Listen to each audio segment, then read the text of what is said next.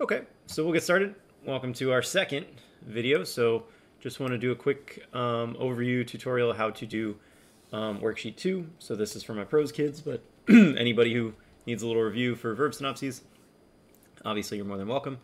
If you're in the chat and you want to be offering up any suggestions or answers or whatever, or answer questions, feel free. Otherwise, just sit back and enjoy the ride. Yesterday's worksheet number 1, kind of went more in depth on the rules for forming stuff. What's up, Johnny? Johnny, you're here for synopsis time. You know it. So, first question. Oh, don't get yourself in trouble. First question right now is that we always ask ourselves is what conjugation is this verb, right? What group does it belong to, so I can figure out exactly what endings to put on there. So we always look at the first two principal parts to answer that question. So we have erudio, erudire. For this verb, the only thing I need to look at would be the second principal part. It's always a good idea to look at the first and the second, just get in that habit. But erudio, erudire means to teach, okay? It is fourth conjugation with that IRE. Every verb that is IRE, every verb that is fourth conjugation is going to have an I and an O in that first principal part. So we're definitely going to be talking about that letter I because it's going to come into play quite a bit, okay? I do love this verb. Johnny, you probably heard me tell the same story last year when I used this verb. I love what it means. Rudis in Latin is crude or unformed or, kind of like, crass sometimes is a translation for rudis. The preposition on the front there, means out of. So the idea is that I am pulling you out of this crude, unformed shape that you have. What's up, Jirel? Oh, this is awesome. We got old Prose kids back in the mix, okay? So teaching is taking you out of your, unformed way and hopefully making you a little bit better. So that's what we do. Okay, reviewing quarantine experience in ELA. Oof. It was boring, would be my guess. That's pretty much how I feel about it. First plural and feminine. So first plural, that's our mus ending. The vowel that we're going to use, because it is a fourth conjugation verb, is going to be the I. So erudimus. It is a long I, not really too concerned about long marks. It happens to be long because of the long mark in the infinitive.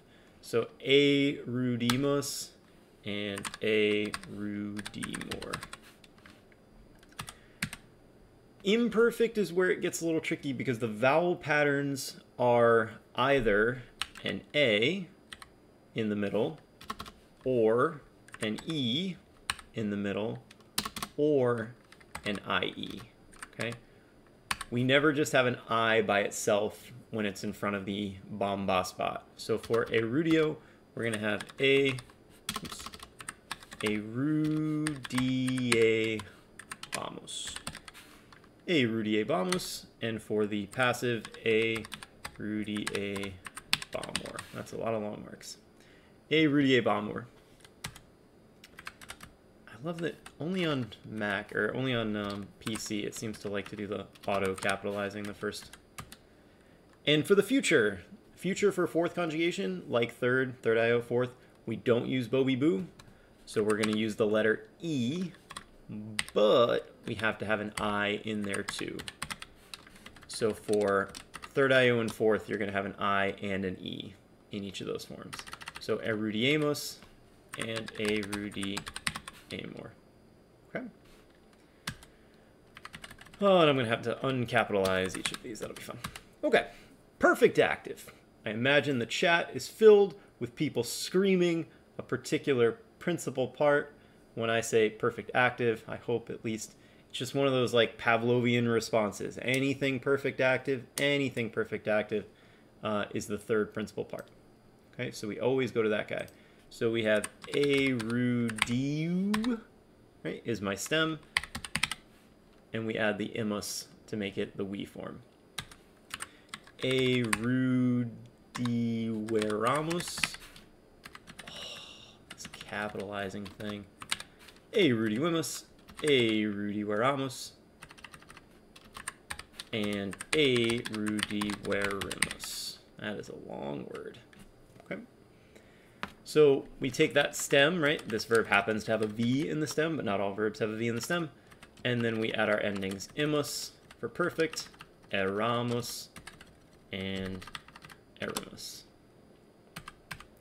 Perfect passive is always the fourth principal part. So we keep in mind the plural and feminine, right? So we're going to take eruditus, and we're going to make it eruditae. And then we add our forms of sum. Eruditae sumus. Oh, you know it.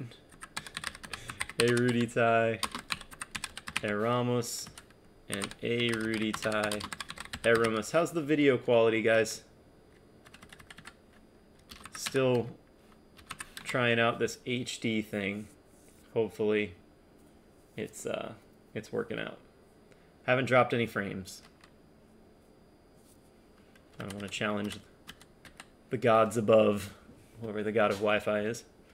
Okay, imperatives. To make the present imperatives, the sort of normal imperatives, we simply chop off the...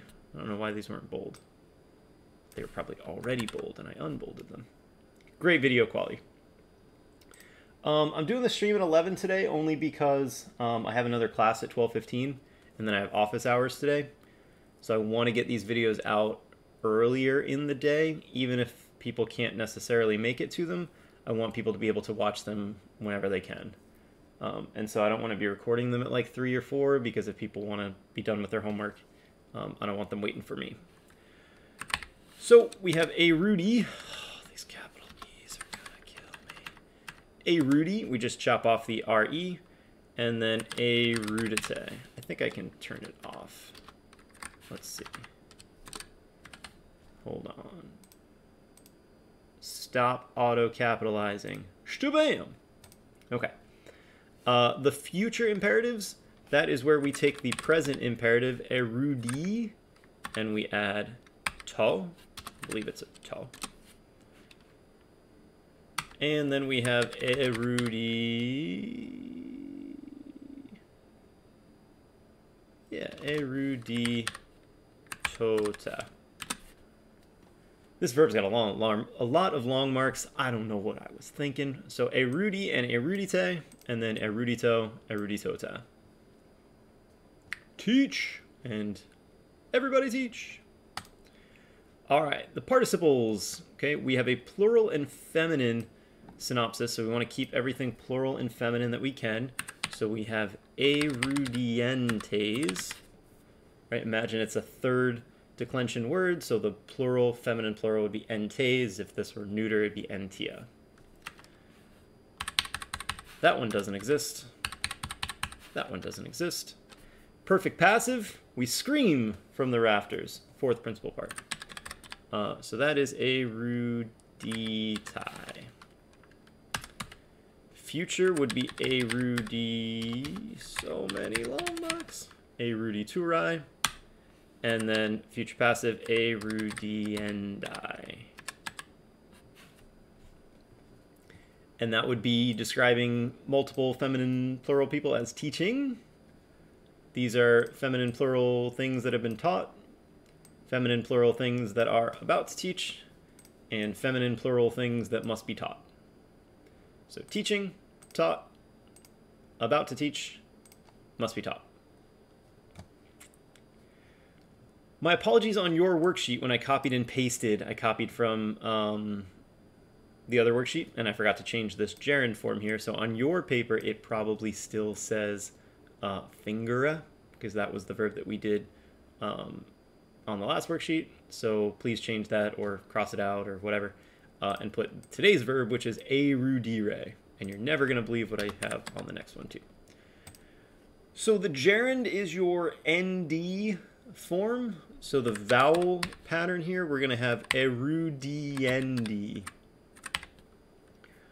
So we have to have the I and the E in there because it's a fourth conjugation verb. So we have erudiendi, erudiendo, erudiendum, and erudiendo.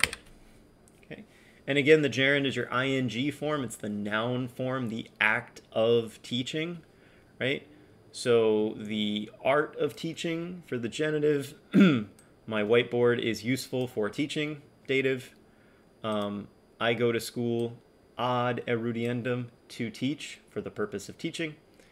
And erudiendo, I enjoy my life by teaching, right? That would be an ablative example.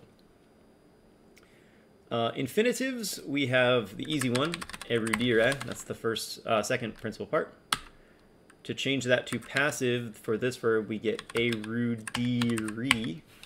So ire becomes iri. All we do is change the last letter. Perfect active, third principal part, erudiwissa. Perfect passive is the fourth principal part, eruditai esse. And sometimes you'll see me write this as eruditas esse. I will change this to the accusative, typically because when you use infinitives, a lot of times the subject is in the accusative case. So either one of those you'll see me write. Eruditurai, or erudituras esse. And then the one we don't care about, eruditum iri. And we don't see that one very often. And then for the subjunctives, we have erudiamus, right? So we always have the I because it's a fourth conjugation verb. And like I said, when we switch the vowels, E's become A's, right? A's and E's kind of flip-flop. So we have erudiamus and erudiamur. Imperfect subjunctive, we take the second principal part, erudire, and we add an ending to it. So erudiremus. Okay. This becomes a long E only for pronunciation. Erudiremus, not erudiremus. It just happens to become long. For the passive, instead of mus, we add more, so erudiremur. Getting good with these long marks. It needs a little practice on this keyboard, but perfect active. Third principal part. Thank you, Johnny. Erudiu weremus. Okay. Erudi weremus, which looks shockingly similar to the future perfect up here. So we do a little borrowing. And then for the pluperfect, we have erudiwisse is the infinitive plus the ending. Erudiwissemus. Perfect passive, eruditai simus, and eruditai essemus. Okay, so simus and essemus are your subjunctive forms. Whew, how many forms is that? 8, 16, 20, 24, 28, whew, 40. 40 forms. I see you, Johnny. Sweet. And the second verb, and we're going to run through this one a little bit faster. Okay, this is a second conjugation verb, com moeo, com moere. It's basically moeo. Com on the front means together, right, or with. So the idea is moving everybody together. We're stirring people up. Of course, in English, we're creating a pause for effect, pause for effect, pause for answer, pause for drinking water.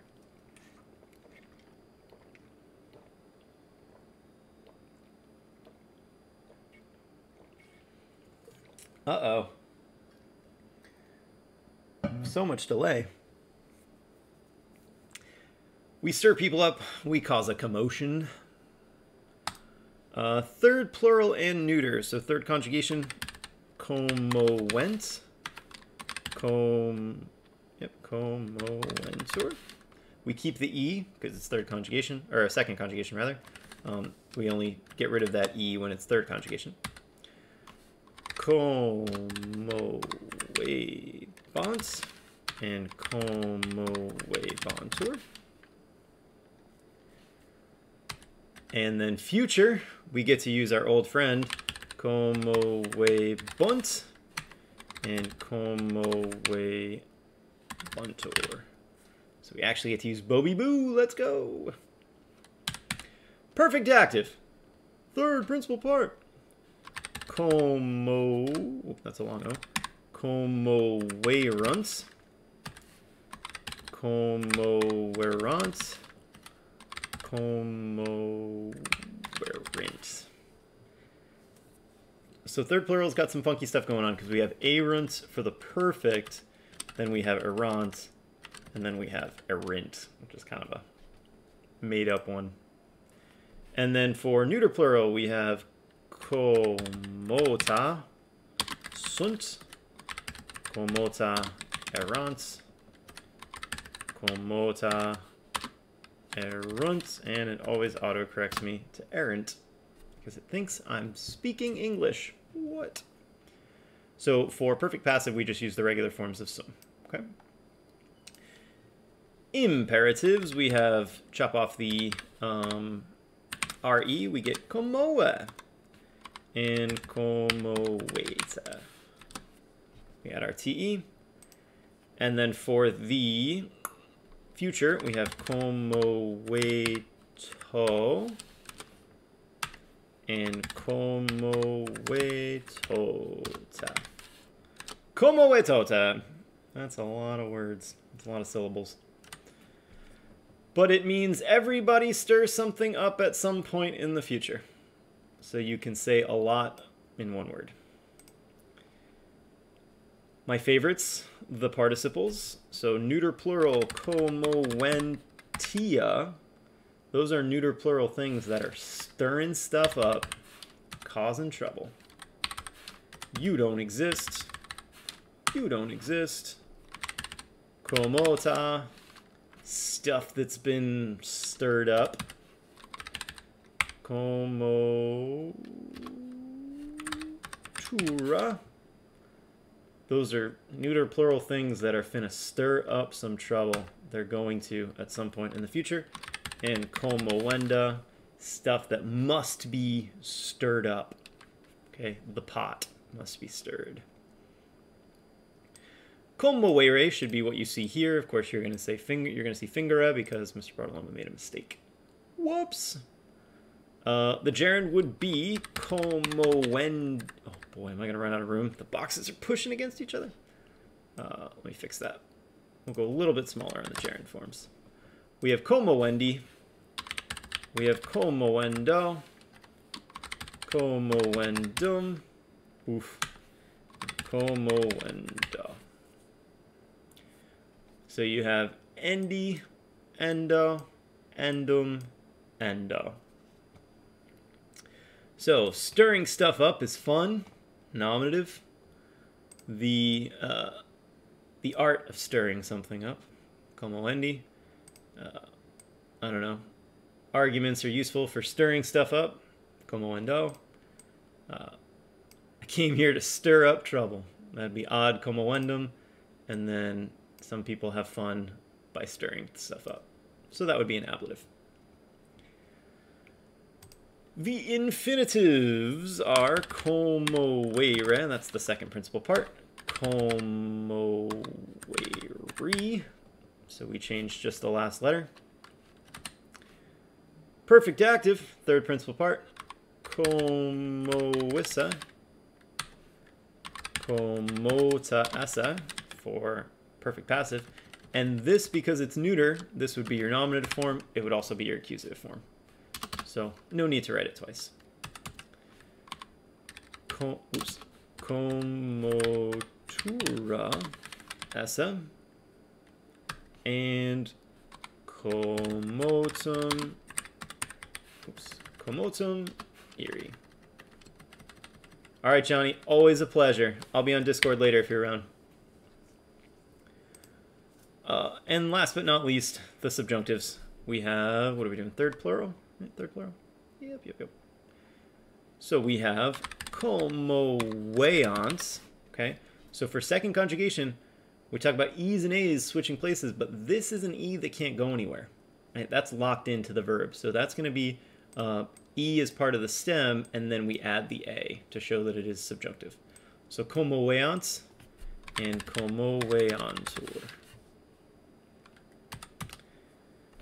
Imperfect subjunctive is the second principal part. Como vere plus nt. Como verent. Same thing on the passive side. Como verentur. Perfect active, third principal part. Como verent. So we have our stem, como, right? And then we add erimericerit. Erimericerit is erint. And so look at the spelling difference here. We have como verent, and we have como verent. So very, very similar. And then como wiscent, which is just como wissa. It's my infinitive plus the nt. And then comota sint and comota essence. Okay.